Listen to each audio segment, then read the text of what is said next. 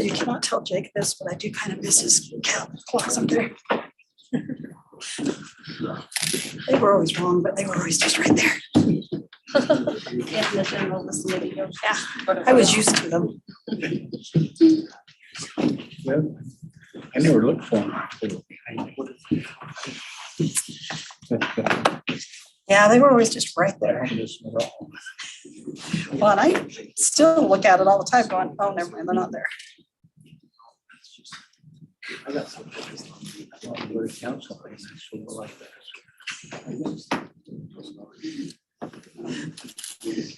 It will be nice to not have that problem.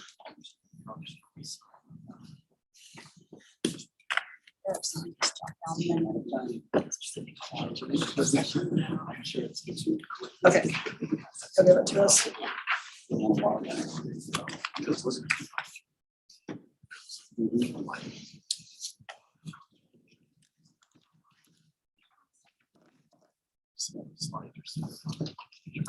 So I've been talking too much today. I'm gonna be as quiet as possible tonight.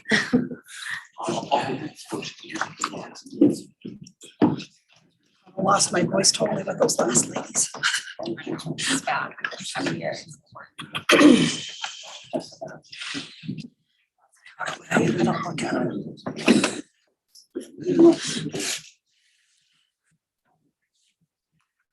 Is Jake online? Yep.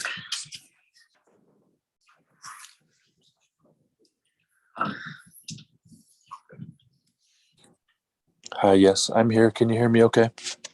You can, thank you. Great.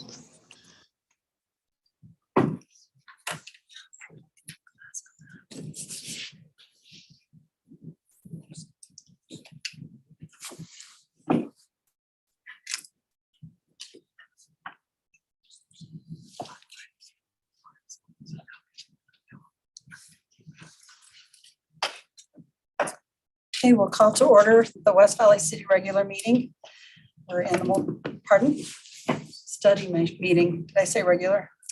Oh, it's gonna be a great night. February 22nd, which for y'all to know, it's my son's birthday on Tuesday with all the twos. So a once in a lifetime thing.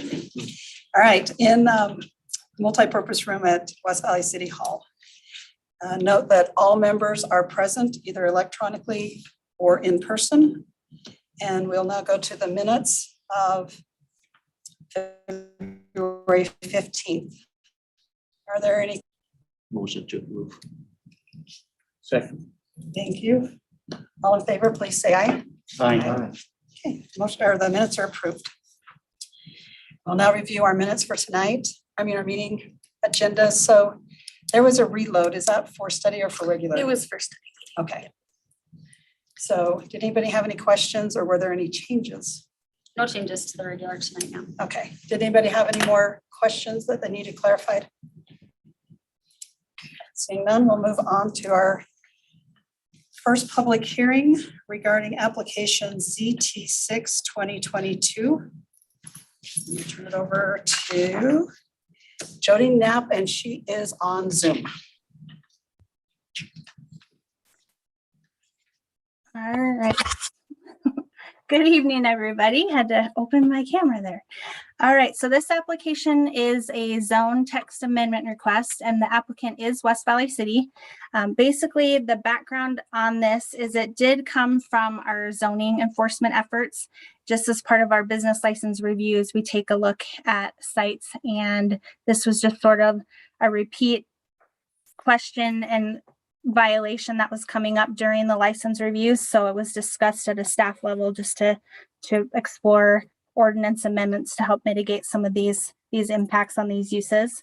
So basically what it is it's adding requirements for auto service uses in the commercial zone, and to allow them to have some flexibility to have outside storage based under certain circumstances.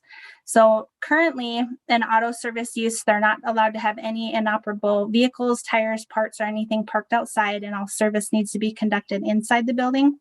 And again, that's in a commercial zone. So if an auto service use needs a yard or something like that, then we typically tell them to look for something in a manufacturing zone, which allows outside storage as a conditional use. And that storage is basically just anything that would be on the site for more than 24 hours. So if they need that flexibility to have a car sit on the site and they're in the C2, which is more of a retail zone, currently they'd have to go to a manufacturing zone. So what we did is we looked at the existing licenses. So there's about 130 auto service licenses. And then this ordinance would allow this flexibility for about 20% of those. And again, basically, it just provides conditions for inoperable vehicles that are awaiting service to allow to remain on the site parked temporarily. So that would be longer than the 24 hours. And the conditions just state the vehicles cannot be in any minimum required parking stalls, drive aisles, and cannot block any traffic flow. The vehicles need to be screened from adjacent streets by a building. And that is important because it's basically saying you can't just, throw up a fence in the front, or if you're a corner lot, put up a fence and then create a yard.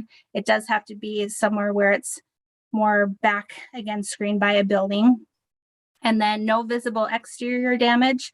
So that's just to say if the car is just waiting for some parts, just allows a little bit more flexibility for the auto repair business to basically have a rotation where something's always sort of sitting outside waiting to be worked on, but not where it's something like a salvage yard or where just inoperable vehicles are going to get stacked up there that are just basically being stored on the site. It should be something that's part of their rotation. And then it does need to be on asphalt or concrete. So we just have 3 examples here.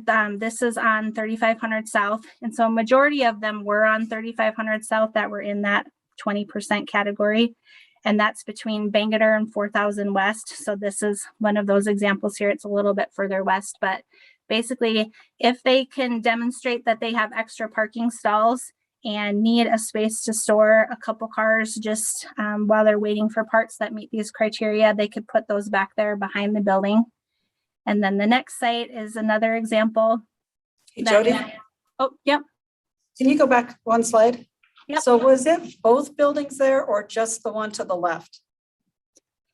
So this, I guess both of them we could look at too. I was thinking more the building in the middle was the example. That's one we've been talking to. They have boats and stuff back there too. So they may have to clean some of that stuff out, but if they can provide enough parking spaces behind and in between those 2 larger white buildings. Okay. The one to the left is car sales. And so, Correct. yeah, they shouldn't really have all of that stuff stacked up in the back. Most of that I think is just like parts. And Okay. so if they could actually have a paved surface where you can drive in and out of there and they have an area where they could store a few cars, that one could also be a possibility. Okay, thank you. So sorry, Nope, you're fine. is there an issue with the boats in the back there? Is that a violation, or I get my boat work done there, so. With them, it's just mostly right now, stuff has been sitting back there for years and not moved at all. And so that would be considered outside storage. And so this would be one of those opportunities. If this was passed, then we wouldn't really look at the duration, just as long as they have it in a designated area and they have enough parking. So we would still have to do the evaluation on this one to see how many parking stalls they're required to have. But yeah, they should have a little bit of space there to keep stuff outside. Okay. And then there's just 2 more examples. So this one is on Redwood. This one's a little trickier because it's a pretty open, visible site, but we've talked to them. Maybe there's some opportunities to put outside storage to the east side of that building there. And so they wouldn't be able to put it all over the site, but there might be some little pockets of storage where they could have cars awaiting service remain on the site for longer than the 24 hours. And then just one more picture shows some more kind of stacked buildings. And so they would have space maybe in between those 2 buildings or all the way on the far left-hand side of the site where it isn't visible from the street. But if they have adequate parking, they could keep some vehicles there awaiting service. Okay. Anybody else have any questions for Jody on this one? I just have a question from the enforcement perspective, just kind of what the assurances are that, these can be determined to be vehicles that are there for the purposes that they're there and not, just sitting there for parts or accumulating, which is not the purpose of what we're trying to do here, but just a question around that enforcement part. So we did not put a designated time frame on it just because it's basically, let's say they have room for 3. If they want a car just to sit in those 3 spots all the time and not do a rotation, that's sort of up to them how their business functions. But we felt that item C, where it says no visible exterior damage, that would cover us enough so that, yeah, it can't be a car they're just parting out or one that's just sitting there falling apart. It does need to look like it's just waiting for a couple parts. That's basically where the no visible exterior damage came from. We went through a couple different iterations and just felt like that was the most just simple, clear, and consistent, so it would be easy to enforce. Thank you. Anyone else? Seeing none. Thank you, Jody. Thanks. We'll move now on to applications SV1 2022. And this will be presented by Mr. Lehman, and he is on electronic. Thank you, Mayor. Steve Lehman with the Planning and Zoning Division. This first application is a request from the West Valley City Engineering Division regarding the partial street vacation of 4695 South. This is somewhat in conjunction with the city's project that we are doing on 4715 South that Kobe Wilson brought to you a couple of weeks ago, and we'll get to that one just a little bit later on in the agenda. So just have some aerial photographs to show you in a couple of slides. So this is the location. So just west of 40th West, where the road starts to veer off to the southwest a little bit, you've got this little stub connection that was, we can't find a subdivision plat that would have dedicated that. We think that it was around 1960 when the Academy Park subdivision was platted, but there is no dedication plat. This is also, I should mention, in partnership with the Kearns Metro Township as well as Salt Lake County. So it's the 3 entities that are proposing this, as well as the 4715 South dedication plat. So the next slide is just a zoomed in version.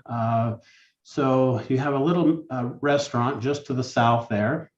And then the property to the north is actually owned by West Valley City. It's a 3/4 acre property that we expect to do something with our Parks Department in the future. And then we have a couple of slides. So this first slide is looking to the west. So once again, this would have been the old public road, 4695. You can see the restaurant there off to the left, and then the property to the right is owned by West Valley City. The next slide just looks across the property a little bit. There is a canal. The Utah Salt Lake Canal is located along the north side, just in front of that vinyl fence. The next slide is looking to the west. So in 1999, the city worked and platted the Valley Cove PUD, which is off to the north side. When that property was platted, this knuckle that you see in the distance was constructed to provide access to that development. At that time, this little stub, 4695 South, was no longer needed and was blocked off from public access.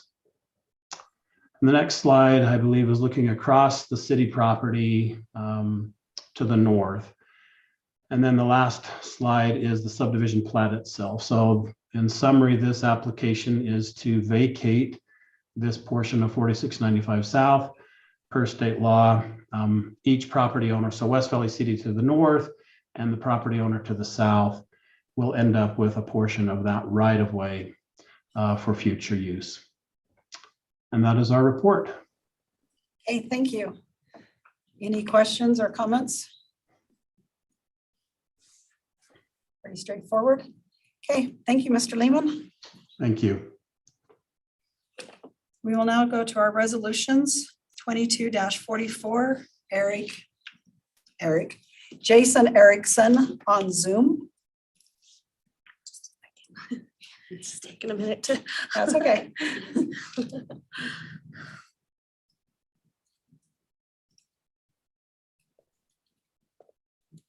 Can you see and hear me?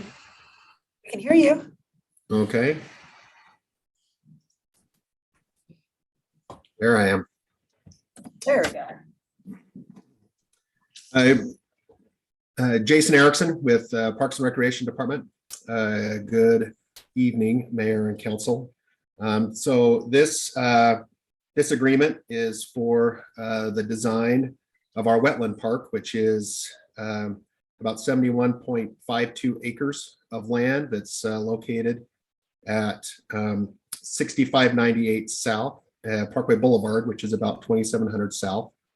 The existing park maintenance facility is on kind of the west side of that property. It's also bordered by Magna Water, but so it's currently wetland area and stormwater storage. And so we would like to develop it into kind of a wetland park area where the public can kind of see and be educated on stormwater and on wetlands and things of that nature.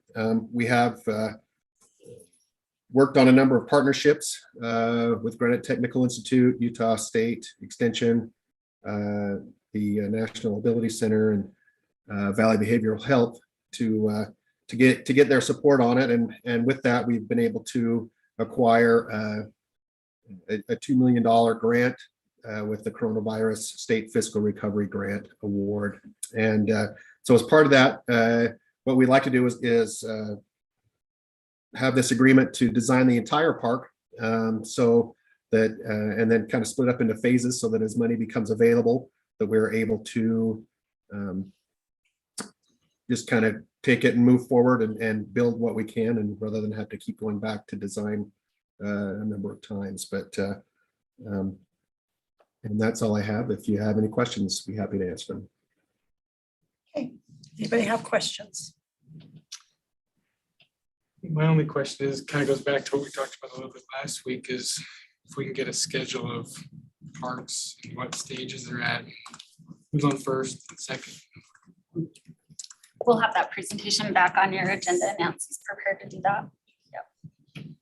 Okay, so this is just the design stage though, correct? That's correct. Okay.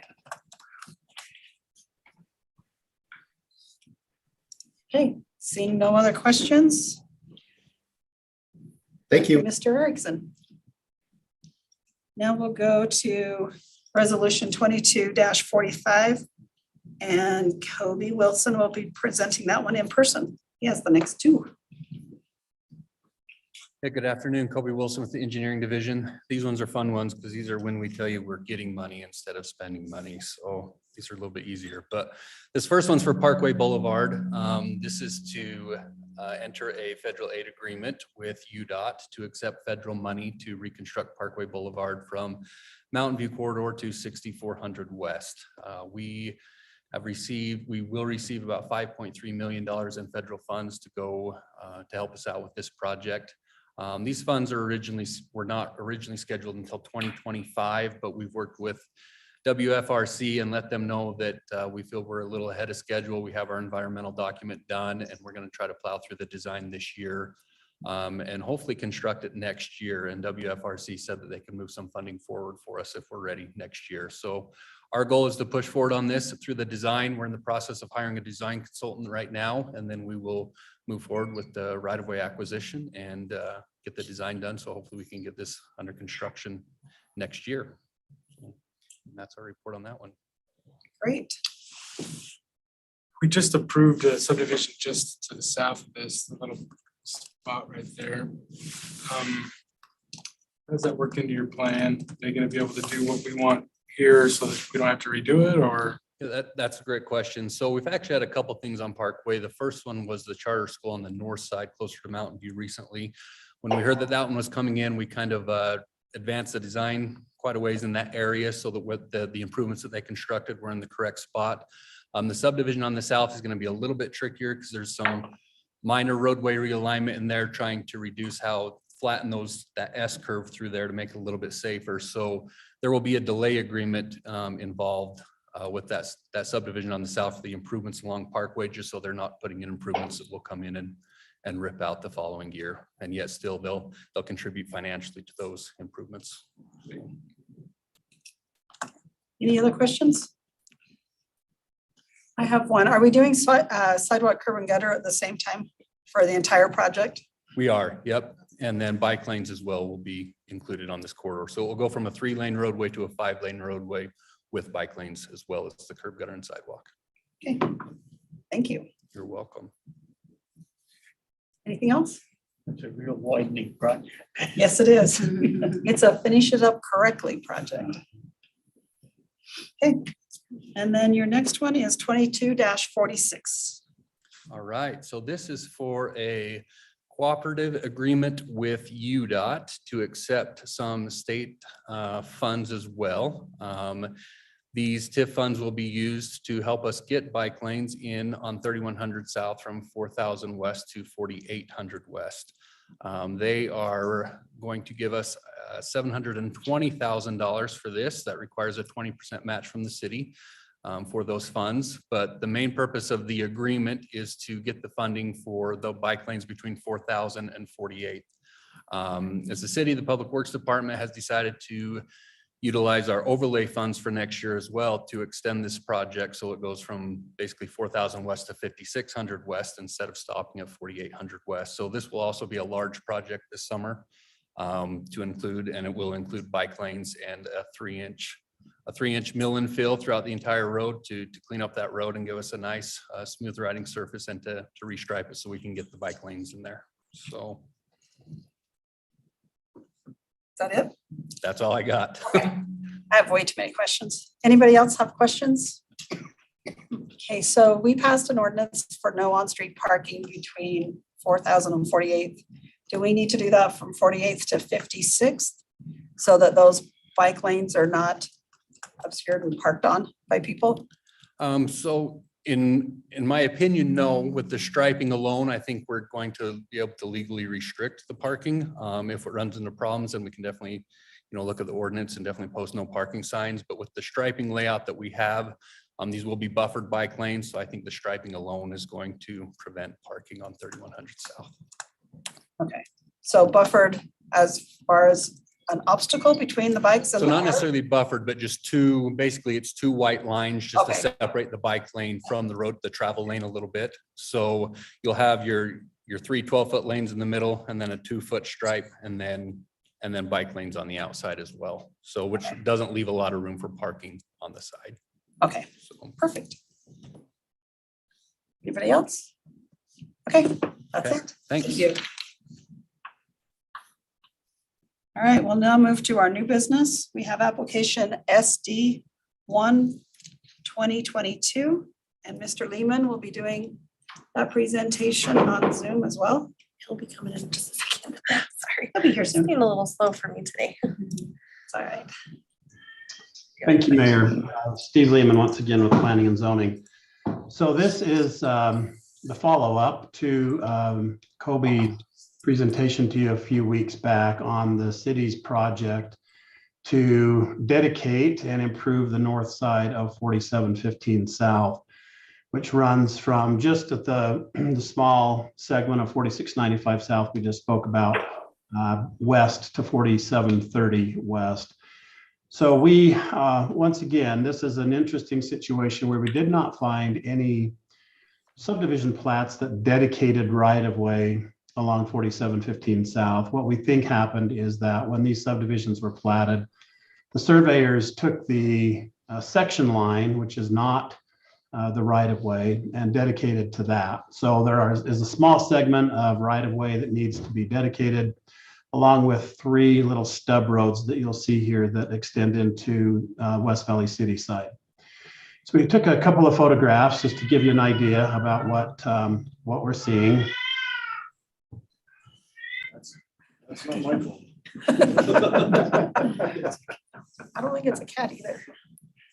And I think Eric can go to the next slide. So this slide is looking from the corner of that Mexican restaurant there, looking to the west along 4700. You'll see the sidewalk that as part of the county trail system will stay. The improvements here will be curb gutter.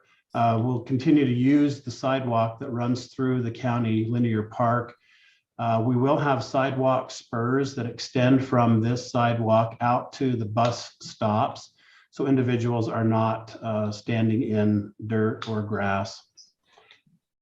The next slide is looking from 4695. So this 4695 South Road here provides access to the residential subdivision, Academy Park. This is just looking back across the county property, looking to the southwest. The next slide is, so I mentioned that we have 3 stub streets that extend from West Valley Cities Road out to 4715. This is one of them. The next slide is the middle one that is a lighted intersection. So these will also be dedicated. And then the next one is looking from the far southwest across the property, looking to the northeast. And then the next slide is the dedication plat itself. So those areas that are darker along 4715 with those 3 stubs running to the north is the portion of property that will be dedicated.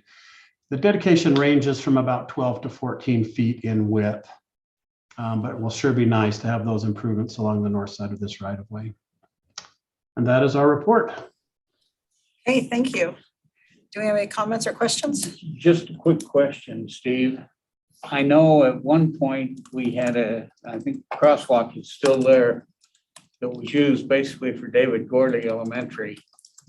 But it's been a long time since I've been there. I don't know if they're still using that or not.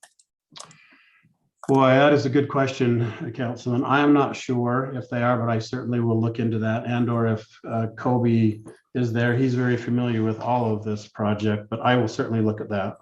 And does it, my memory is failing me, but does it have sidewalk on this area to get the kids from the street back into the safety? Yeah, on the stub roads, there's sidewalk, but of course on the north side of 4715, there is sidewalk is void of any of that. And I forget where they were coming from. I think it was down into the Academy Park area for the elementary school kids to get up there and along 4000. They brought them down to that crosswalk, but you could just check that out for me. I think you can see the crosswalk on the second slide. You can see the Yeah, it's still there. It's just whether or not they're using it. still there. Whether or not they're using it is a different question. Kobe's back. We can ask him if you didn't get enough of an answer. I just There's a crosswalk at, sorry, we should have stayed put. Oh, you're fine. Where are we looking? 7th on this improvement piece on 47. That hot crossing, it's gonna be reconstructed and it will remain. Yep. Is there sidewalk up to it? On the north side. So on the north side, I would- so we went through a couple. Work there. Okay. Yeah, so on the north side, they are going to utilize the trail that goes through Welker Park for that sidewalk up there. And then there's a few different bus stops and traffic signals and so forth. They'll put little sidewalk spurs to get you out to those I read that. locations. I did. That crosswalk just came to me as I was looking at it here. I grew up on 47 on the undedicated road, so.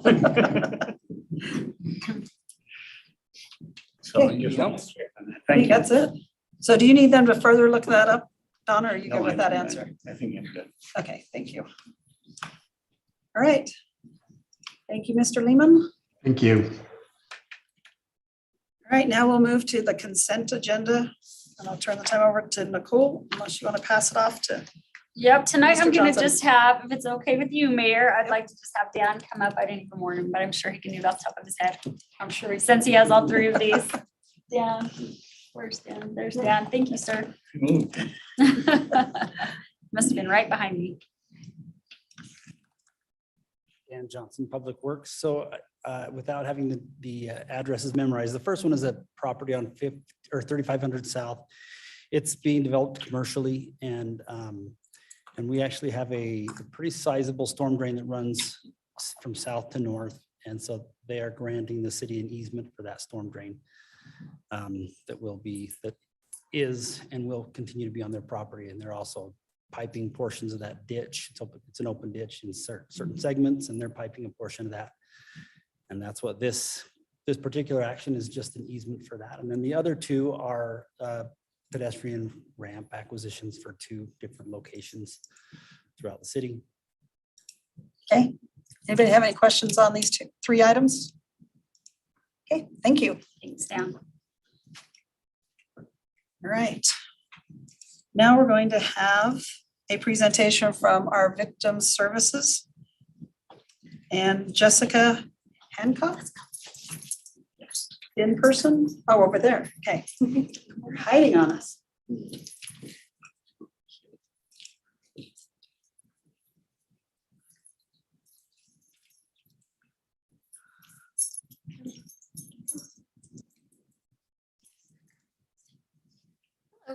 My name is Jessica Hancock. I am the new Victim Services Coordinator. We are a team of 6 advocates. I think Eric's working on getting it, so here we go. Can you go back one? There we go. We're a team of 6 advocates, and then we have Rubix. She is our certified facility dog, and she's also here to assist victims of crime. We have 3 advocates who are also fluent in Spanish, so that's a big help for our Spanish-speaking community. And Eric, can you advance for me? Our program is partially funded by 2 different grants. We have the VOCA grant and we have the CDBG grant. These grants help cover part of our salary. They help cover important trainings that our advocates need, and they help us assist victims. So some of the ways that we do that, in the first 2 quarters of this fiscal year, we assisted 1,385 new victims. We provided on-scene response with law enforcement to 163 new clients. With that VOCA funding, we are able to do things like cover rent, pay for bus passes, and do things like emergency hotel stays, fix doors, replace locks, things like that that are essential to helping victims remain safe and move on from their victimization.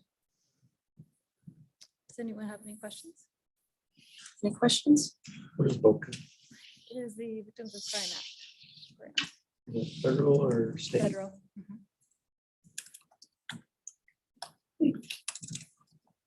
Saw the write-up this week on our report of activity on one of yours that usually when we think of victim advocates, they're a victim of domestic abuse or that. This was, she was just taken out of the home because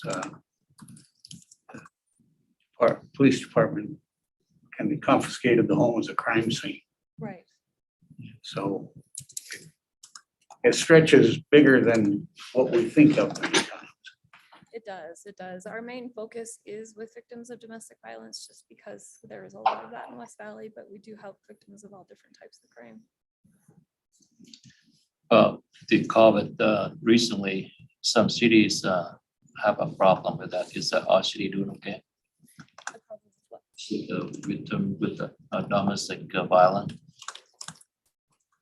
Yeah, like abuse. We do have a large amount of domestic violence in West Valley, yes. Does that answer your question? I'm not sure I understood. So with your number of 1385, is that all West Valley residents, or are some of them from outside the city? Sometimes they're from outside the city. The victimization happens in West Valley. Okay. But those are just new clients. So we're also helping clients from previous quarters during that time. Okay. Any other questions? Okay, thank you so much for introducing yourself. I really appreciate it. Mayor, if I might add something to that. Yep, you may. Okay. So our victim services, and they're obviously being so modest today. We have had this program in place for quite a long time, and we were the first in the state to have a full-blown victim advocates service, and it has grown over time and really kind of ebbed and flowed based on some of the grant funding. But I think our police department and certainly our prosecutor's office and the people who are there when the rubber meets the road would tell you how essential they really are to the function and how important they are to the people. We hear, and Councilman Christensen mentioned a write-up this week, but we hear often, it's one of those few things where people are so thankful and feel so taken care of that they take the time to say to our police chief or to the city manager's office, thank you, and how much they appreciate that. And so we get a lot of that. And it's a really forward facing and rubber meets the road kind of a thing. And so we really appreciate how the advocates handle that and how it's come to be so essential to the function. It helps the police officers on the scene because they can hand it off to someone who knows. And oftentimes one of the really important functions is, what do I do next? Where can I go? If I'm not going to be in my home, where are the services? And to have someone who could just right on down the line help you with that while you're standing there on the scene, it's really something else. And the greatest thing, and you hear us say this sometimes about ourselves, is we're seen across the state and really across the region as an example. So we get calls also all the time from other cities saying, hey, how do you guys handle this? How have you set this up? Why did you do it in such a robust way and have modeled their victims advocates service after ours? So it's a real source of pride, I think, for the city as well. Thank you. I appreciate that. I wanted to add something as well, and not to belabor the comment that Nicole just mentioned, but in our recent incident, the shooting here out by Hunter High School, and in my role as the Lopatsi family spokesman, the role of the victims advocates and those crisis workers at the scene that day that happened, and the follow-up in the weeks since has been phenomenal. And when I check in with my family, and my cousin Rachel is just so happy, she has, Natalie's number, her cell number in her phone, and she knows that she can text or call at any time. And the assistance that has been rendered has been exceptional. And I don't think that that's unique to just my family and those affected in this tragedy, but in all the many unnamed incidents of domestic violence and other crimes throughout the city. I can personally vouch that this is their work is definitely appreciated and crucial to healing in our community at large. So thank you very much for that work. Thank you. I appreciate that. You'll pass it along, correct? I will. Thank you.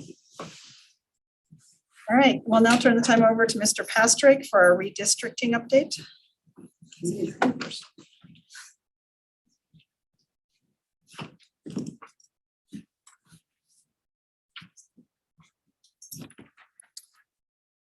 Thank you, Mayor, and good afternoon, Council. So just let's see, go to, are you able to promote me there? Yes. Nicole? Thank you. Sorry, I forget when you're Okay. here, you need to be.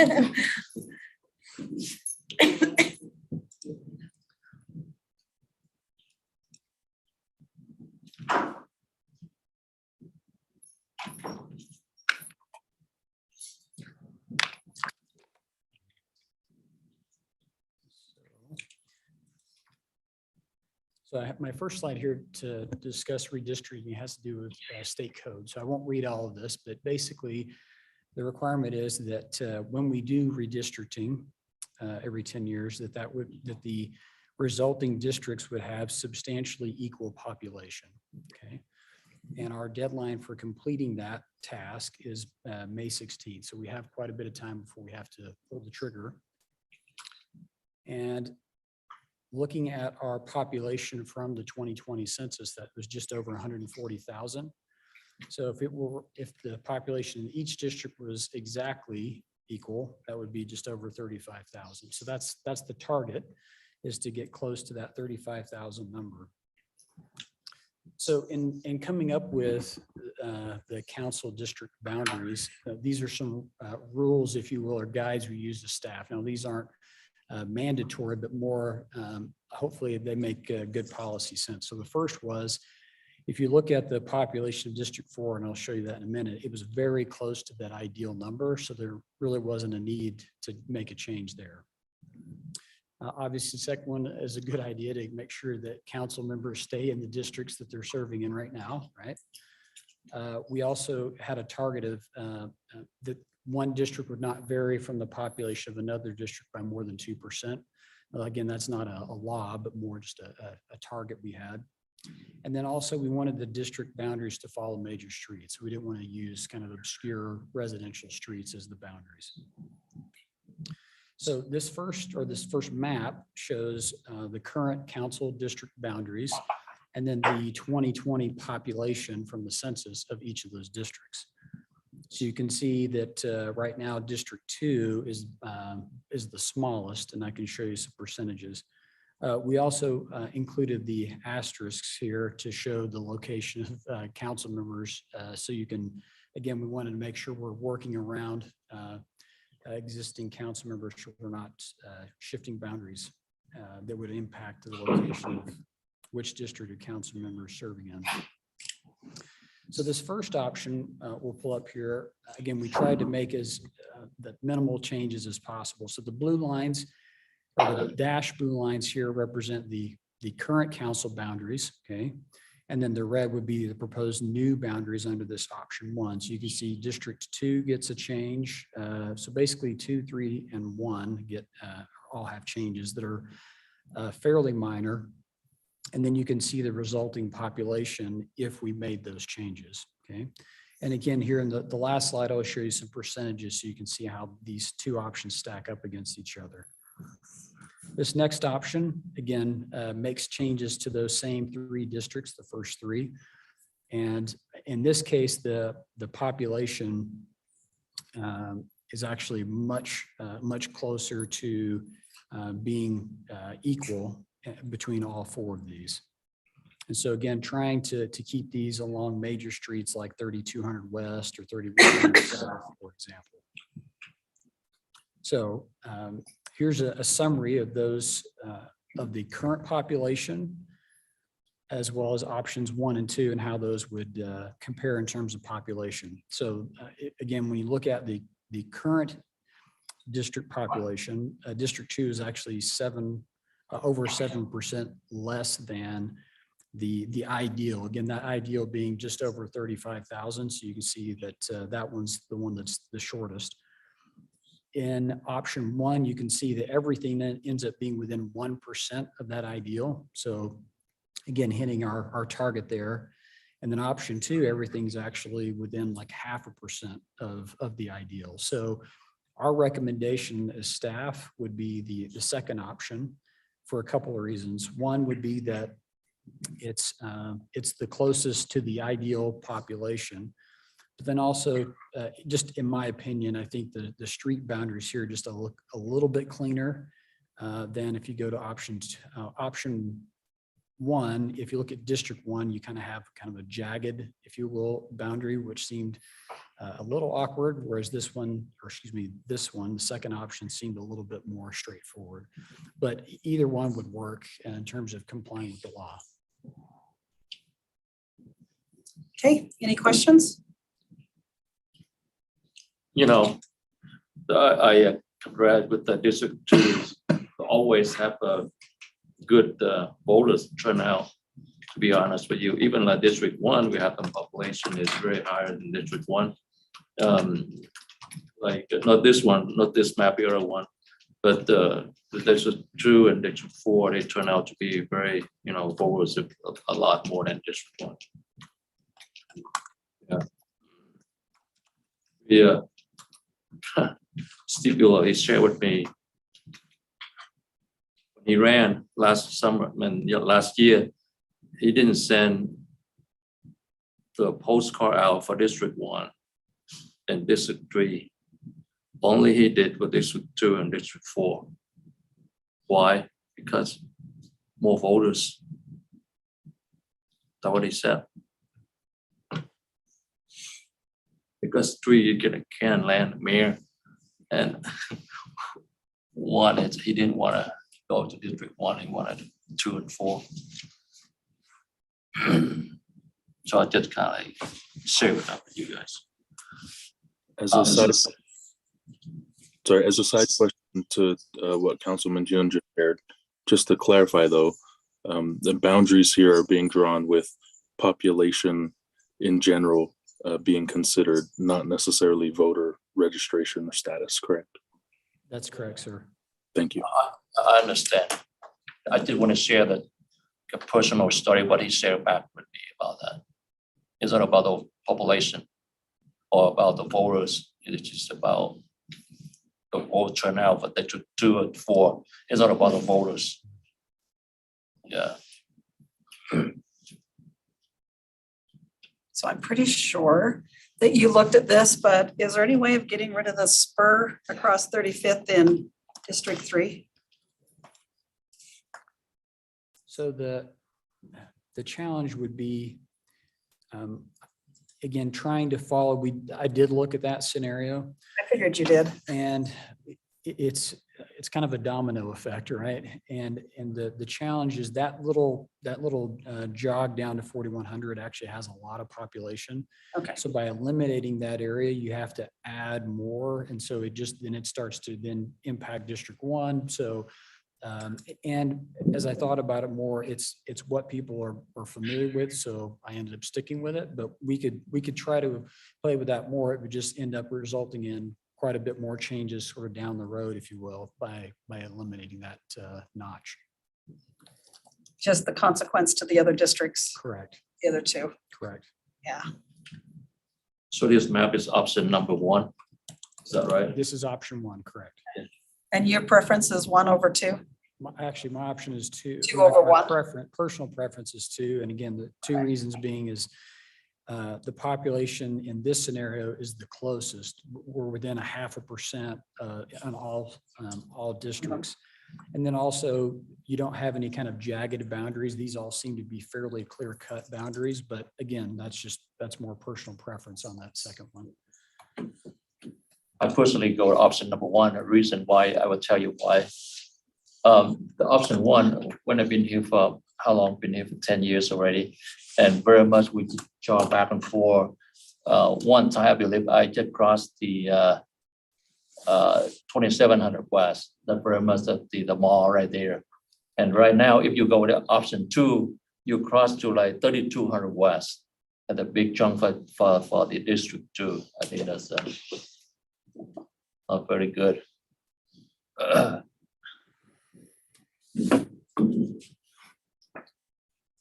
So option 1 did not go too far west to take too much of District 2.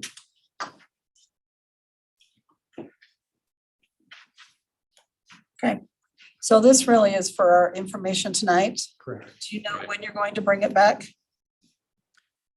Before May 16th. Yeah, besides that, but At your like, direction. yeah, Your that's what I was wondering is if everybody wants to digest this for a week or two and then maybe look at it and then put it on the schedule. Is that what direction you're asking for, or? Just exactly. It's again, the only deadline in mind is that May deadline, but whenever the council would like to have it back on the agenda and give direction, that would be great. Okay. Did anybody else have any questions or comments? I prefer option 1. You prefer option 1? It's not, either one would be fine. It does keep it nice and square. Mine's really nice and square if we go option 1. I noticed that. Okay. So option 1. I was Nothing. leaning towards 2, but Okay. partial a little bit. It didn't change any of ours. Yeah, you two are just, we're good. Yeah. We like it. And Jake's isn't changing, so yeah, it's mainly you Yeah. 3. Right. Okay. Okay, well, let's think about it and then what is today? How about if you bring it back like the 3rd week of March? And then if anybody has their own little iterations, if you could email them to Nicole before the middle of March, and then I think we should be able to drill it down and then just set up a day to ratify it. If the council does have like different iterations you'd like us to look at, if we can get those ahead of time, we can actually run the numbers and see how that would, how the population would shake out if we made those changes. So you heard Tom's only, Mr. Hoon's only comment was staying as far north or east as possible. And then mine, if we go option 2, it's not that big a deal. Either one of them, it's not mine anymore anyway, it's Will's. Mr. Whetstone, so it's just how you described that one with that little notch is the only problem I see in the future. But that's it. I don't think it really matters as far as active voters or not voters, it's just numbers. So. Mayor, Okay. for clarification, you want it on, back on as a discussion item, not an action item? Meaning you don't want us to bring back is it an ordinance or resolution? You don't want us to Resolution. bring back a resolution on the agenda, or would you like that? Or would you rather discuss it one more time and then? Let's discuss it one more time. Okay. And if anybody has an issue, you'll definitely have to get with Steve to get numbers. Because there's no way we can say, well, I want it moved here and here because we don't have numbers. And that's why I figured that you had already done enough of the homework that these were the 2 most logical choices. Right. So I don't foresee a problem with just bringing it back, but I just wanted to make sure everybody had at least a week to think about it. So is everybody good if we just bring it back to a voting item in the middle of March? Okay, Got that, Nicole? Yep. So change what I Perfect. said. Yep. Okay, got it. Yep. That works. I probably want to talk about things more than we need to.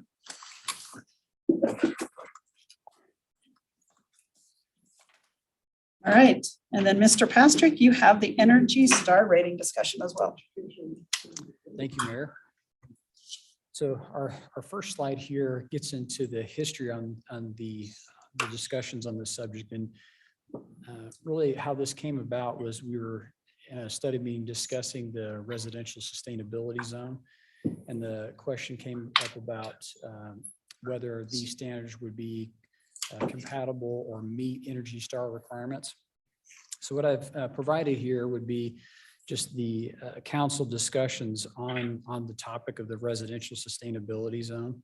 You can see this started back in 2018. So that was one of the questions, was just how did this come about and what was kind of the conversation from the council. In your packet, we included the meeting minutes of all these meetings. But in the end, really, it was the council providing the direction to staff, and we looked at different options, spoke with developers. But in the end, what was passed in the ordinance was really the council's direction on the approach to take. In fact, the planning commission had recommended using the HERS score, which is the home energy rating system, but the council preferred to have more features called out in the ordinance as opposed to like a system like that. And so that's, again, just was the council's direction. And again, in your packet, there's all the meeting minute details that you can see all the discussions that led up to what is in the ordinance today. Now this next table, and I apologize, I know the text is small here, but hopefully you can make this out. So this is similar to a memo we provided to the council a few weeks ago, but we've added one additional column here that I think will help explain this or help provide some more light on this conversation. So the second column there, the Energy Star program. So those are the standards for Utah. So just to clarify, Energy Star does vary depending on what part of the country you're in. So these would be the standards that apply for Utah. Then you have the residential sustainability zone standards. And then the third or the fourth column we added was something that was not in the memo, and that's the building code requirements, okay? And so what you'll see, and we'll just walk through this, that when you compare both what's already required in building code as well as the sustainability zone, on most counts, what the city would already require in the sustainability zone is higher than what's in Energy Star. Or in some cases, there are certain topics that just aren't addressed in Energy Star. So let me give you a couple of examples. So Energy Star doesn't specifically require solar power, but their residential sustainability zone does. Also, the residential sustainability zone addresses landscaping, so using local scapes where that's not really addressed in Energy Star. So I'll go through these quickly. So ceiling insulation, the zone has a higher standard. Wall insulation, the zone has a higher standard. Floor insulation, the Energy Star matches building code, so they would have to do that by building code. Slab insulation, again, matches building code. Now, a couple of factors here where if we wanted to make an adjustment, we could, is on the U factor, so U factor is a little unique. Most efficiency standards, the higher the number, the better. In the case of U factor, the lower the number, the better. So hopefully that's not confusing. In this case, the Energy Star rating or efficiency standard is better than what's in the building code, and it's not addressed in the RS zone. So we could make that change if we wanted to have, meet Energy Star on all counts. On the furnace, ours is a higher standard. Water heater is a higher standard. Now, on air conditioning, that's a unique one because we did not address that. And the reason is that the code right now requires that a home would provide all the electricity through solar. So the thought was, well, we won't worry so much about the efficiency of the AC if they have to cover that electricity use by solar, but we certainly could address that in the code. Appliances already addressed. Lighting, the only difference in building code, already 75% need to be high efficacy lamps, which are basically Energy Star standard versus Energy Star. They all would, so that's a pretty minor change. And then, as I mentioned, there are a couple of things in the code that aren't addressed in Energy Star that the code does address.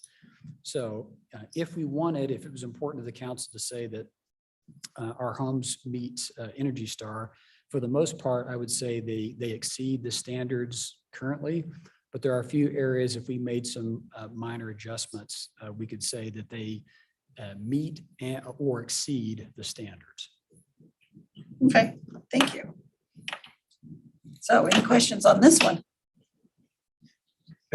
The HERS rating is just the other component of that I think gets you to the Energy Star certification. And I'm okay with either one. My thought is, can we have a program that's easy for the builder to have, and then also does that help the builder in marketing to say these homes are Energy Star? So really, I just want more of this. I'd love to, like I told Tom, I want to go tour the houses when they build them. And so if this is fine, if the builders are fine with this, it's fine. I just think they may be more comfortable with something that's already a national standard that they can already know how to build. That's the biggest thing with being a general contractor is when you hire subs to do something that's unusual, they're not used to build an R30 wall. What does that look like? Well, it's not a standard wall that regular contractor builds. You have to either build a thicker wall or you have to do insulation plus a hard insulation on the outside, insulation board on the outside. So it's, while I really love high efficiency homes, I just want to do what's right so we can do more of these. Yeah, maybe Scott, maybe you can help me out with this.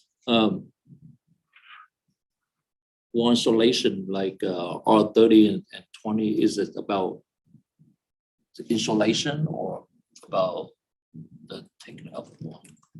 Well, you can attack it a couple different ways. You can go to like a 2x8 wall and you can get R30, or you can do a 2x6 with rigid insulation on the outside. I think that'll get you, depending on how thick that rigid is, you can get to R30. You may know better than me, but that's about where you're at to get to R30. Both of those are expensive and not normal standard construction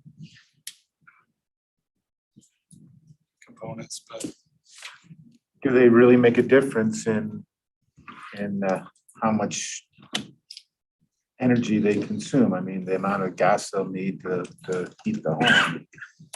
Well, I'm sure it can. The benefit of having the HERS rate or the blow door test is that then you really know how many transfers of air you're getting in a house, how tight it is. And we lose more through that through envelopes than through thick insulation. You got R30 walls, but you've got a hole in it.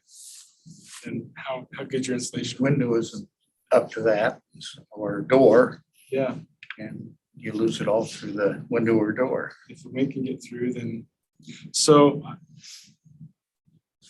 I mean, my next house, I'd love to have super insulated R30, that'd be awesome. And that'd be great.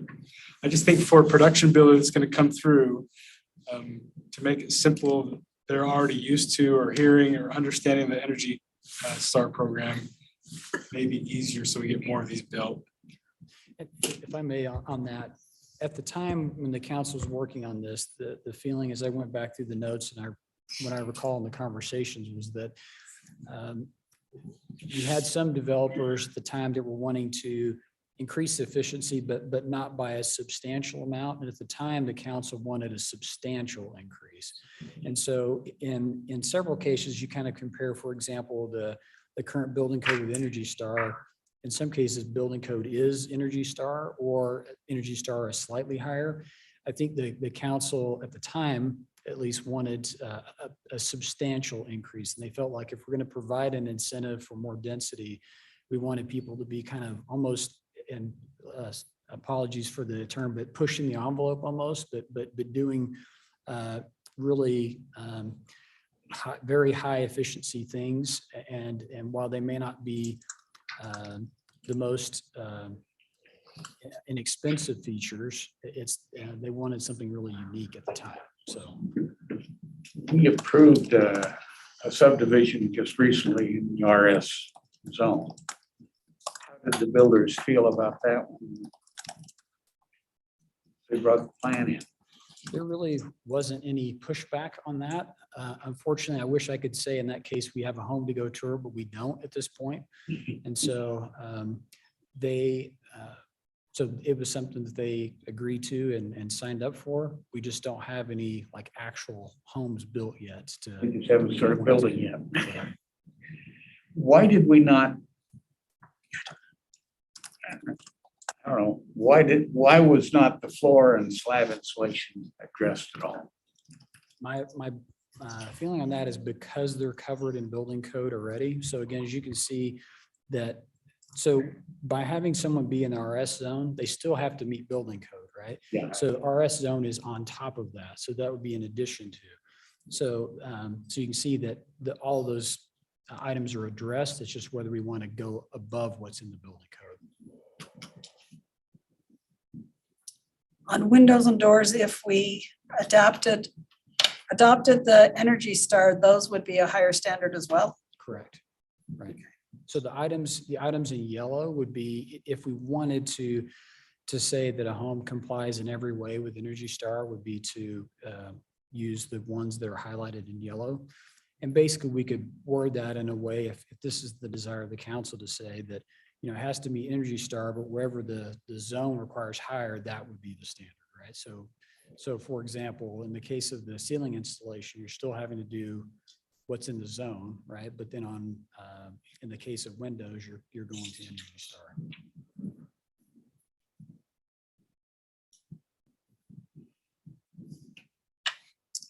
See, and for me, if I was a builder, I'd want every one of those filled in and not say not addressed. Either one way or the other, so that you just have your template, you know what you have to do and you walk off. And You don't have to go back and forth as to, Move the Energy Star over yeah, to or, not yeah. addressed. Sure. we could do that. The only just downside is that on occasion, building code is changed, right? So if they do up which I could see at some point in the future, the energy standards being increased, then we would just need to go back and tweak that, at least on the ones that are changed, so that we don't have anything that's below building code. Okay. So we could move those Energy Stars over, address them all, just put Yes. it down. Even the floors in the slab, just put the numbers in there, even though they're the same as building and Energy Star. You could. Does anybody have a desire for that? To move the Energy Star over, and then we'd pretty much, they could then advertise those homes of being Energy Star, correct? Correct. Well, They could Energy Star still, or better.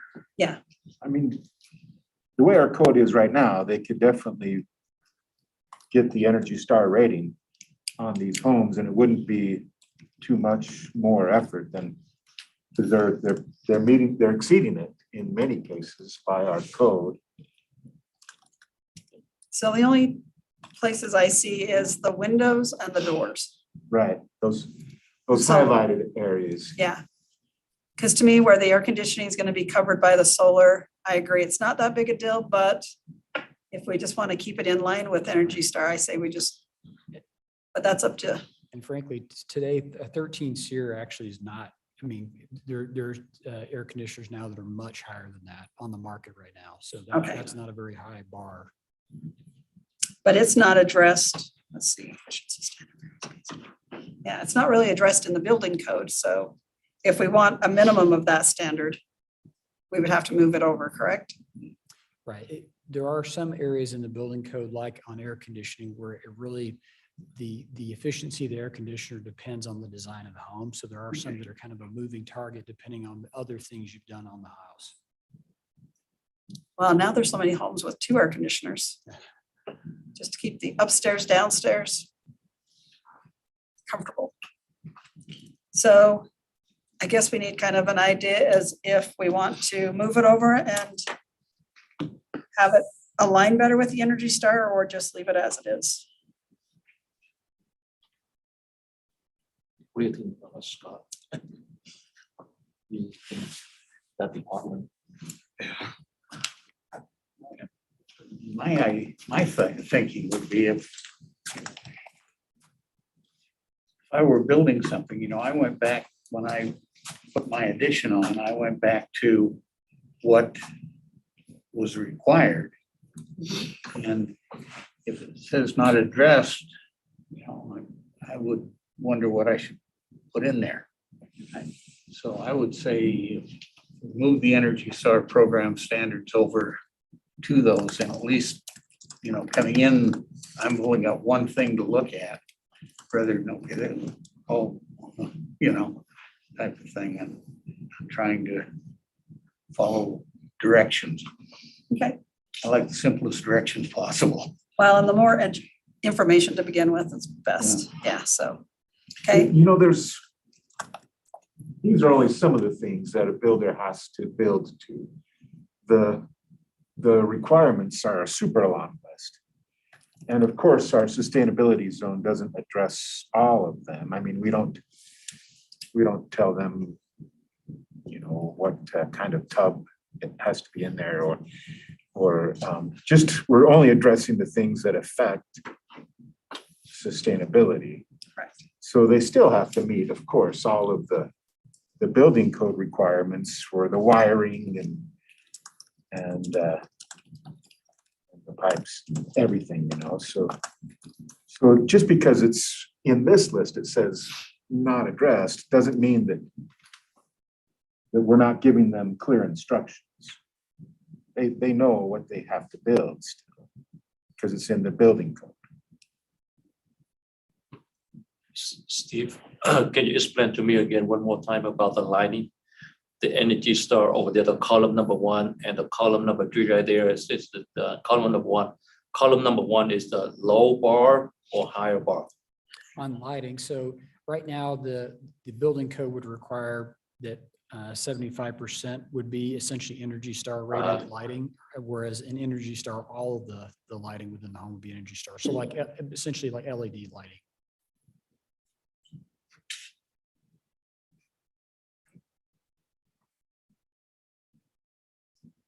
okay, so I'm clear. So Councilman Norfeld, you don't see a need to move the windows and doors over I do. because I they're don't think we need to lower? worry about air conditioner and lighting, because those are powered by the solar panels.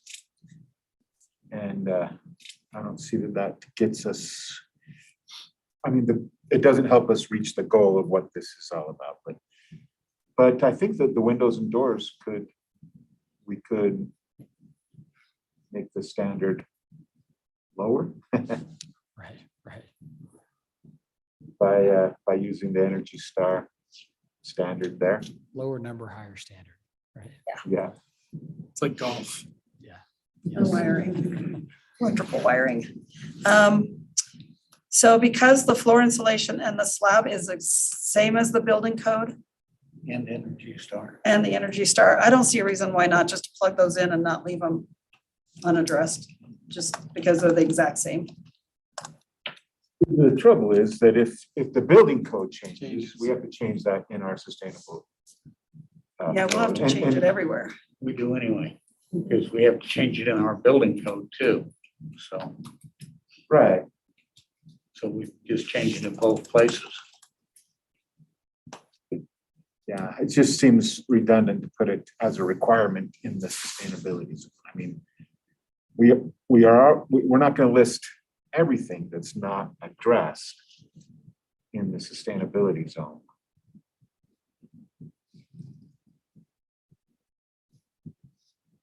Okay. So I don't see a reason to add that to the sustainability zone requirements. So you okay with windows and doors? Yeah, because that will change to help us reach the outcome that we're going for. Putting in the floor and slab doesn't change anything. They already know they have to meet that standard because that's the building code standard. Okay. Any other comments?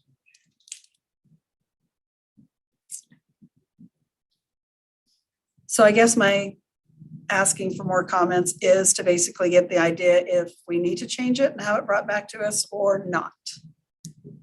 So, I think I agree with the windows and doors. It doesn't make sense, or specifically setting the standards for a particular zone, and those make sense. okay, I'm fine with that. I would like to go tour the next project that goes through and talk with the builder and see how it went. See if we can improve on it maybe later.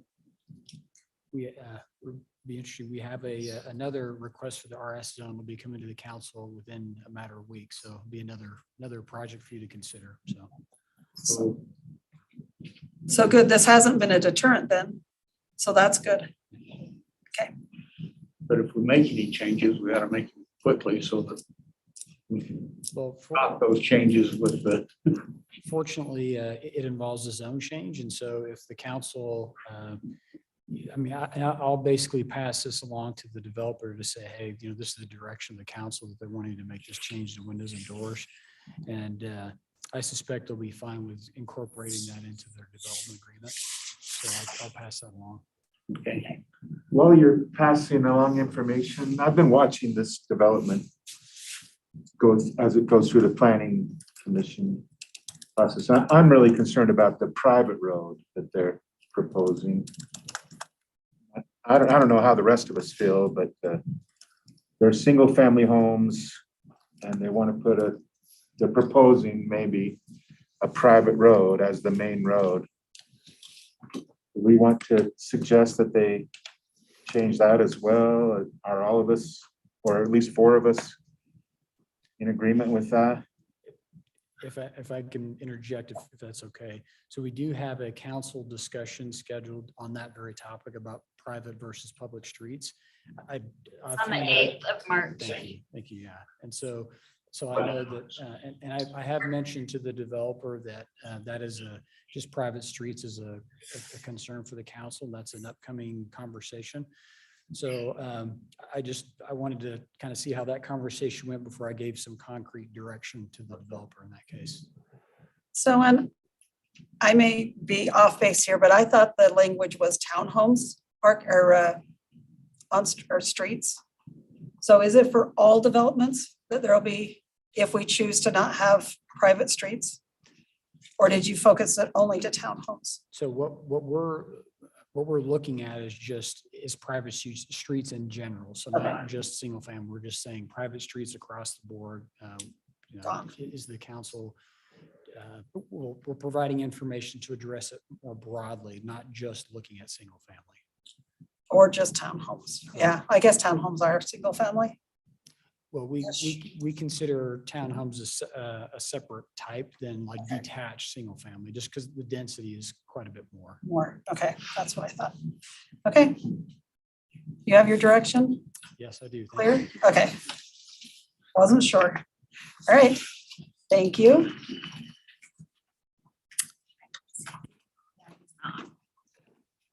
Okay, we're gonna turn the time over to Ms. Cottle for the legislative update. Yes, thank you. Lincoln wanted to be with us. He was on hold and got pulled into another meeting, as it is wont to happen at this late date at the legislature. So I said, no problem, I will take care of that. The couple of things to be aware of is we are still awaiting. So we're about 8 business days out, maybe we're getting close to 7 now. March 4th, I think, is the last day. And it's interesting because usually the big bills that are really impactful, you might have one that comes out this late, but it seems that we might have more than that. So we're still waiting for a couple of bills to come out. I'll address those really quickly. The first is, and I mentioned that this one the time before, HB 34, which, as you'll recall, is in part of our moderate income housing plan update that we do every little bit here and send up to the state. We are required, because we have transit stops already, to pick several of the options that help us reach affordable housing goals. Luckily, I think we're required to have 4 in our master plan, and we have like 12 or something. I'm making Steve cringes. It's not probably 12, but close. We have a lot of those, and we've met those goals. Even the changes that I hear whisperings about with regards to that bill, even the requirements that go along with a sister bill that is a transit stop bill. And I think Lincoln mentioned that briefly last week. We're in great shape on all of those. So even the planning around the transit stops that's required, maybe if we have a new line, as Councilmember Nordfelt mentioned last week, that gets developed on 56th or Redwood, we can buff that up a little bit. But as we sit right now, even with the changes that are being whispered that really are causing significant concern for other cities, we're just all tucked in. So if out there in your travels, you hear about these bills and there are other cities with their hair on fire, it's okay. We're great. We're in great shape. As I mentioned, we were expecting the Inland Port bill. That bill did come out. It mostly is geared towards Salt Lake City, but just does change the makeup of the board, which I had warned you about, goes from 11 to 5. And really makes it a almost legislative centric and economic development centric board. The political subdivisions are off the board. There's an advisory board for the political subdivisions, but you'll recall we're 1,000, a little less than 1,000 acres of the 16,000. We don't send any increment to them because our development was already in play. We expected maybe a little bit of press interest coming our way, although we're definitely not the one they're most interested in, that's Salt Lake City. But we have a statement prepared for that just expresses basically appreciation for the ability to have this development that we believe will happen in a sustainable and nice way and bring great jobs and great industry to our area near the city. So really no issue with that. The last bill that has surfaced is the other one we were waiting for. There were 2 homeless bills. They've been merged into one on purpose because part of one is a funding mechanism that helps the current shelter cities. And to say no to the bill as a whole would kind of cause problems with that, which no one really wants to do. So there are some things in this proposal that I think are a little bit concerning for us as a city, but basically it focuses on temporary shelters, temporary winter shelters. You've heard a lot about Salt Lake City hosting that over the last year, and then Mill Creek did one before. Basically, it's the state saying, okay, cities in Salt Lake County, we're going to give you one more chance to do this on your own. And then if you can't, we will impose our will as a state, which just so everybody recalls, they can already do. They already can preempt us. They could put anything they wanted as a state, anywhere they wanted, for at any time that they wanted. So the couple of things to watch out for and that we'll be kind of dealing with over the next little bit is it's very political. So there's a lot of conversation, a lot of swirl, a lot of pressure out there. I'm putting together a 1-pager that's now drifting into 2 pages because we actually do so much, but it's just basically a 1-page talking sheet. So if you're asked, you can say, we appreciate it. We want to be supportive. And by the way, we are massively supportive on the front end, in the middle, and on the back end. And I have all of that detailed out. Both the facilities that we already have in the city, the funding that we have documented from 2019. We took a full fiscal year and documented the expenditures of the city, all of the 30% AMI housing that we have, just things that we do on the front end to limit homelessness and to solve the problem on the front end, but also a lot of heavy lifting on the back end as well. So if in your travels, again, you're approached with this, you'll have the information that many of you recall from the last go around with regards to this. One other thing that's in the bill that's of interest is that the 3 shelters that were the new shelters built when Rio Grande was changed, they are not running at full capacity per fire code or occupancy permit. So that was part of the structure of the let's disperse these and keep them smaller. To give you the flavor of that, the men's shelter here on our border is at 300 beds. It has capacity under the fire code for well over 1,000 beds. Obviously, that idea does not help us from a city as affected as the next with regards to what goes on in that facility. But there is discussion around, is there some incremental increase in some of those facilities that would make sense in a winter flex or expansion scenario, obviously utilizing the very expensive facilities that have been built and put on the ground. So a lot of conversation around that. The most difficult thing about this conversation is it really does pit city against city and definitely has done that. We'll continue to do that in the short term and the long term.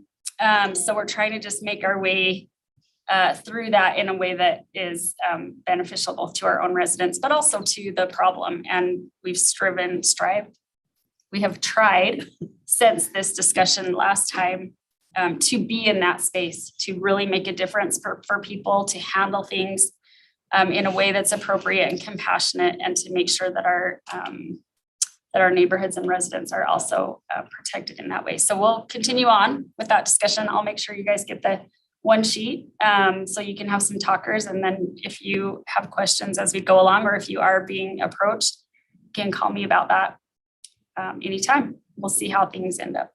It's a late date. It's at a late date kind of a bill, but it has some momentum just because I think folks are worried about the problem. So any questions on any legislative items? Okay. Thank you. Thank you. All right, we'll now move on to our council calendar. Does anybody have any issues with that? No? Okay, potential future agenda items. I have one. Okay, I'm watching the kind of like small video clip about Sandy. They have police officers. They are patrolling open space and parks and also keeping the homeless people out the Sandy. And I think we need to do something like that in our city here. We have to designate a couple officers, maybe 2 or 4, to keep them out of West Valley City. do you want to take that one or? Sure. Yep. I can just answer that right now. Thank you. And I think for sure that has occurred. And we both have the COP officers who are specifically designated, but we also have additional grant funding that has come into the city that we we went out and got so that we could have additional shifts. So you'll see our officers daily do selected parks. Now, we're a big city. We have a lot of park ground. So what we've done is we've doubled up on that. So our officers patrol the parks multiple times a day, shift wise, in the parks where we have hotspots, which we know from data, and we review every Thursday. The parks that are less hotspots, we have a parks worker every morning who lays eyes on a park. And if there's an issue, and they know what to look for now, if there's an issue, then they proceed to either have police assistance or take care of the issue themselves. So every park in our city is having an eyes on at least once a day. Some of the hotspot parks, which you're familiar with, sir, in your district, are getting each shift. Foot patrol, bike, or sometimes we use four-wheelers, but it's not exactly the four-wheelers. So sometimes it's gators, I guess is what we would call them. So we report on that every Thursday. I think some of you are joining us on Thursday for the homeless task force. So I think we've scheduled the council to join every fourth Thursday of the month. And I can also happily, as you've requested before, provide you with video and pictures and also a report of which parks those are, sir. We can get you that information. Happy to do that. Question about but people like homeless people, they lay on the grass for long hours, not only waiting for the bus, but hours and hours. So how we deal with that? Great question. We also have, again, I think I've said this before, you'd be so proud of our police officers. So they're so well trained that they are particularly on the lookout for that, or they get calls about that and they go straight away. And it depends on the situation, of course, but we do not allow that type of circumstance to continue on once our officers have been made aware. So they either provide the person with assistance, they find out what their needs are and assess what's happening with the person, where they've come from, and either have our social worker attend to them or help them to the services that are appropriate for their needs. But we don't allow, as you're aware, loitering of that type. Even in our public spaces, we wouldn't allow that. And as long as our officers are made aware. So that's the other thing I would encourage is if you see that, please let us know, because our officers will go right out and take care of it. And I can attest they do very well at it. I've called them. There's been a couple places I've just driven by and seen somebody sleeping on the lawn. And I've called Angel and they're out there like that and they do help them. So Yeah, sometimes parking lot too. yeah. Yeah. Oh, sometimes, yep, on a sidewalk in a parking lot. There's all kinds of circumstances. So they do take care of it very quickly. So honestly, I think the thing is if you see something, say something. Okay. And if you have time on Thursday to come to one of those task Yeah. force meetings, it's really informative because our guys are so good at the data and tracking that we actually know each one of those individuals typically, unless they're brand new to our city. And sometimes that happens depending on what's happening in Salt Lake. Sometimes we get a brand new face, but they tell us, they inform us about the person's situation as well. So it's informative, but also helps you feel better about the whole thing if you have a chance to see it. This room. Just on Zoom. Also. Yep, and you should have the link. I can't remember how we did the invitation, but I think everyone has it for this Thursday. You should have it on your calendar. We rotated it. Oh, Oh, so rotate. different ones, Just different. because we'd have to Oh. notice it. That's that's right. true. Thank Okay. you. Thank you, Nicole. Yes, that's right. So you'll get an brains. invitation. We did just a 2 at a time so that we wouldn't notice it as a Okay. meeting. Yeah, thank you. I had forgotten about that. So did you send this week or a couple weeks ago? Angel sent them and I think it was a few weeks back. Okay. Yeah. Can we ask her to send them Yeah, again just to- Absolutely. so that it's a refresher? Yeah, you bet. Okay. Okay, any other potential future agenda items? CDBG funding, I got that email. Thank you for sending that over. It looks like the process already started for this year. There's been an RFA and there's applications that are due soon. But I'm curious if there was ever an opportunity, maybe in a next year or another time, to look at leveraging CDBG funds to create a small business loan fund. I've seen that happen with other municipalities, and I've participated as an investor in those loan funds. And the way it works is they use a portion of their CDBG funds to create a loan loss reserve, and then as the fund evolves and it starts creating loans to small businesses, they take a spread of the interest and they replace the loan loss reserve and kick the CDBG funds back out, and they're used in other areas. So it's just a way to spur some economic development and help out in that arena. And I, recognize the process has already started this year based on that email, but maybe at some point, maybe at a planning,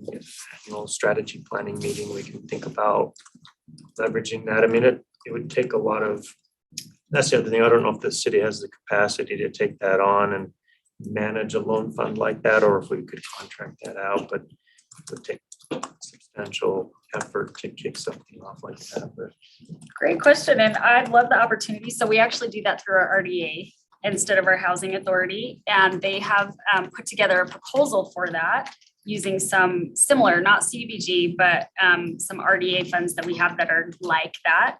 So if we'd like to have that as a future agenda discussion item, or however the council would like to hear about that, it's what you've described. And we just use the different outlet, and that gives us, so to your exact question, housing authority, we would be, we'd have trouble staffing that, but in the RDA, we have the capability to handle that kind of a process. So if it's amenable to the council, I'm happy to have that added as a presentation. We can talk to you about it. We haven't pulled the trigger on it because COVID was weird and we had all these other funds coming through for COVID. But it's been prepared and ready to go. So love to make that presentation. Sounds Yeah, let's do that. Sounds like a great opportunity. Okay. Future agenda items. No, sorry. Council reports. Just quickly Move on to wanted the to next. talk about Aspenwood Apartments. We had a Oh, yes. a media event last week, and it's great. It's 92 units that Utah Housing Preservation Fund has purchased and renovated, and they'll keep those under 59% AMI. So the rents there right now currently are about 25% below market. So it's good. So that, can that count again towards our betterment? We could add it to our 12 things on. Steve to add it, yep, earlier it is today. getting 2 pages. Yeah, it will be, if I do little thought. Let's not do that. Yeah. Is that Aspenwood or? Yeah. Aspen Village. The one just right here. 3047. Aspen Village. 43. Aspen Woods by us. Aspenwood's Aspen by Village us. is over here. Oh, okay. My mistake. I'm used to Aspen. Aspenwood's too close to me. I knew they weren't doing anything there. They're doing renovations over there. Must be getting ready to sell again. Scott, I have a question for that. What a qualification for a renter they can rent this place? So it's income qualified, so you have to go in to any income restricted rental. So it's based on, you can have to be under 59% of your area median income based on your household size. So if your household's 2, it's a certain number. If it's 4, it's a certain number. I don't have those numbers right here, Andy, but it's the goal is to keep you under that 30% of your income going to housing. So Good to know something.